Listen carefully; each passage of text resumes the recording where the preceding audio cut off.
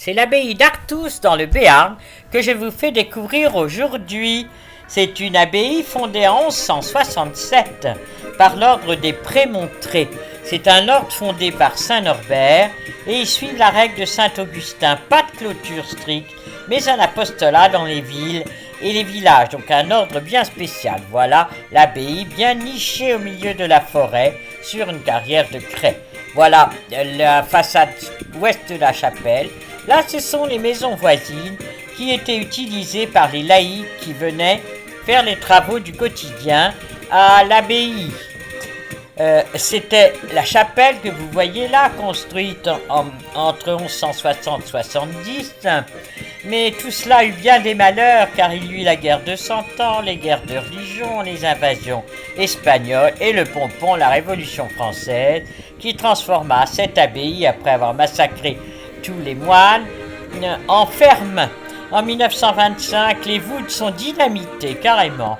En 1964, la famille Villemorin achète la ferme et l'offre au département. Et regardez, maintenant, elle est redevenue une abbaye. Voilà le cloître, la cellule des moines et là, la résidence de l'abbé. Dans les couloirs et les cellules des moines sont organisées des expositions. Regardez, ici, c'est le trésor magdalénien, 17 000 ans, tête de cheval en ivoire de mammouth. Ici, c'est un cheval agenouillé en grès. Vous le voyez là, avec aussi des inscriptions. Et là, un cheval, la tête d'un cheval en marne. Vous voyez, il y a un petit trou. C'était donc probablement un pendentif. Ces objets ont 17 000 ans. Voilà, dans une autre cellule, ce sont les vêtements des moines, des chanoines, puisqu'on les appelait des chanoines réguliers. Voilà, à gauche, la costume de tous les jours, à droite, le costume de ville. Maintenant, nous revenons dans la cour, où là, sous le cloître, ont été installées les mosaïques trouvées dans la villa de Barat, à quelques kilomètres de Artus. Voilà le cloître, la cour et le portail nord de la fameuse chapelle. Regardez ici ce qu'on appelle une grande goule, c'est-à-dire une espèce de personnage, c'est pas mi-dieu, mi-homme, qui tient dans sa gueule l'autre personnage. Voilà les fougères, les figues, et là encore une grande goule. Les grandes goules, c'était là pour chasser le mauvais, chasser le diable. Maintenant, nous sortons pour retrouver le chevet de cette église avec ses magnifiques chapiteaux. Ici, ce sont des entrelacs. Ici, regardez, ce sont les péchés capitaux. Ça, c'est l'orgueil, les deux pans qui montent la tête de cet homme et qui montrent qu'il est vraiment le meilleur. À côté, c'est au contraire le loup qui mange l'agneau et qui doit lui aussi emmener le moine vers le péché, ou l'homme vers le péché. Voilà l'arbre de la connaissance avec les pommes. Et là, c'est la bataille du bien contre le mal. Vous avez un dragon à deux têtes. De chaque côté, il est combattu par l'homme. Et là, ici, c'est un moine qui combat donc le mal, le péché, l'affreux. Et là, nous revenons au gland. Donc ce qu'il y a dans le pays. Maintenant, c'est l'abside du chœur. Regardez là la fuite en Égypte sur le chapiteau. Et puis là, les personnages musiciens, là avec une flûte, l'autre avec un tambour. Chacun joue de la musique. Et là, vous avez l'arbre de la connaissance. Et là, regardez, ce serpent avec une tête de femme, c'est Ève. Quand même un peu méchant pour la femme. De l'autre côté, ici, vous avez un personnage, c'est la femme adultère. Elle a le costume de la femme adultère et regardez, deux serpents qui lui mangent les seins. C'est spécialement horrible.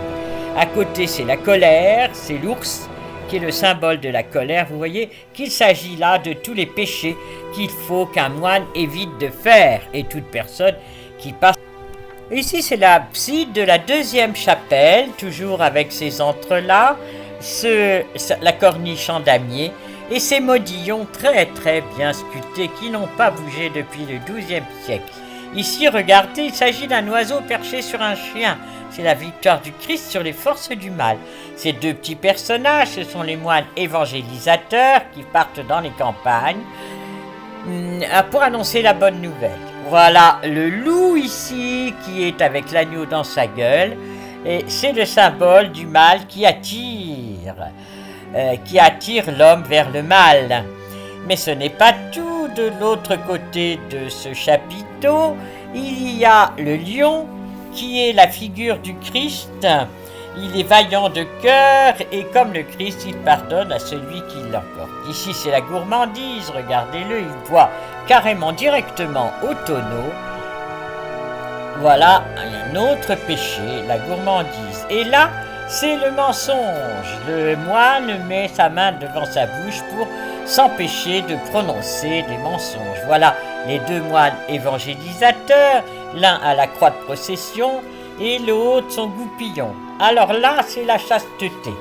C'est l'homme met sa main entre ses jambes et la femme se tient les seins.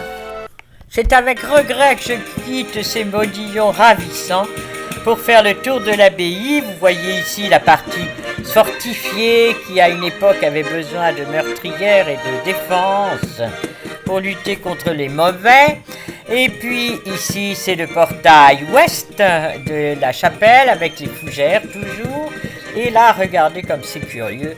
Je sais pas du tout ce que c'est des espèces de serpents avec des têtes de personnages. C'est vraiment très original. Et à côté, encore d'autres espèces de fougères, bien du pays cette fois-ci. Voilà cet magnifique endroit avec ces modillons tellement extraordinaires, naïfs et touchants quelque part. Voilà la façade nord de cette abbaye, vous voyez, bien refaite, bien retapée.